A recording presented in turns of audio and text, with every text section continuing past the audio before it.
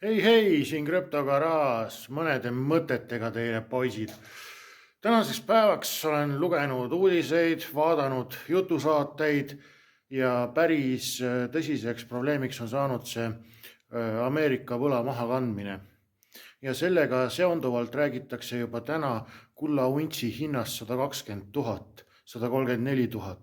XRP hinnast räägitakse veel hetkel mõne tuhande ümber, aga see Ameerika võla resettimine on saanud päris aktuaalseks teemaks ja on nüüd tähelepanu liikunud ka hõbeda peale. Et näiteks praegu on Euroopas käimas selline ralli, et kuna Hiina börsil, Shanghai börsil on hõbe tsipa kallim kui meil, siis on eriti debiilse asjaga tegeletakse.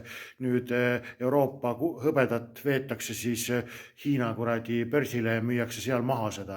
Noh, palju õnne meile, palju õnne. Ja näiteks vaatasin Davidis, et Davidis on väga raske leida hõbemünte, et kõik on välja müüdud, et tänasel päeval on siis teine või kolmas või neljas või viies või kuues nõuanne või mõte on see, või jututeema, et räägitakse juba hõbedast kui uuest kullast. Noh, kui saad aru, mida ma öelda tahan, et uurige neid teemasid juurde ja vaadake. Tšau, näeme garaažis.